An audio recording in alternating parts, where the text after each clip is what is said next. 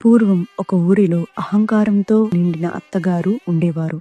ఆమెకు 5గురు కోడళ్ళు. ఆ అత్తగారికి తాను చేసే పూజలే గొప్పవని, తనలా నియమనిష్టలు పాటించేవారు మరొకరు లేరని అహంకారం ఉండేది. కార్తీక మాసం రాగానే అత్తగారు ప్రతిరోజు 4 కోడళ్లను వెంటబెట్టుకుని నదికి వెళ్లి ఆడంబరంగా దీపాలు పెట్టేది. చిన్న కోడలు పోలి చాలా మంచిది, అణిగిమణిగి ఉండేది. కానీ అత్తగారు అసూయతో ఆమె దీపారాధన చేయకుండా ఇంట్లో పూజా సామాగ్రి ఏమీ లేకుండా చేసేది. అయినా పోలి బాధపడలేదు.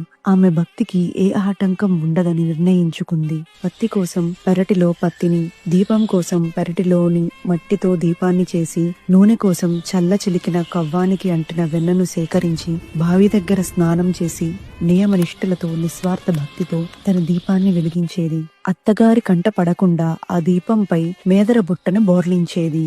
కార్తీక అమావాస్య రోజు వచ్చింది. అత్తా కోడళ్ళు నదీ స్నానం ముగించుకొని తిరిగి వస్తుండగా ఆకాశం నుండి దివ్యమైన పుష్పక విమానం పోలి కోసం దిగింది. పోలి నిస్వార్థ భక్తికి మెచ్చి శివదూతలు ఆమెను స్వర్గానికి తీసుకు వెళ్లడానికి వచ్చారు. అత్తగారు అహంకారంతో కార్తీక దీపాలు పెట్టింది నేనే కదా, ఈ విమానం నా కోసమే అని పరిగెత్తింది. కాని విమానం ఎక్కుతున్నది పోలి అని చూడగానే నిర్ఘాంతపోయింది. అత్తగారు ప్రాధేయపడింది, పోలి నన్ను కూడా పైకి లాగు. అప్పుడు పోలి ప్రశాంతంగా ఇలా చెప్పింది, మీరు దీపాలు ఆర్భాటం కోసం, ఆడంబరం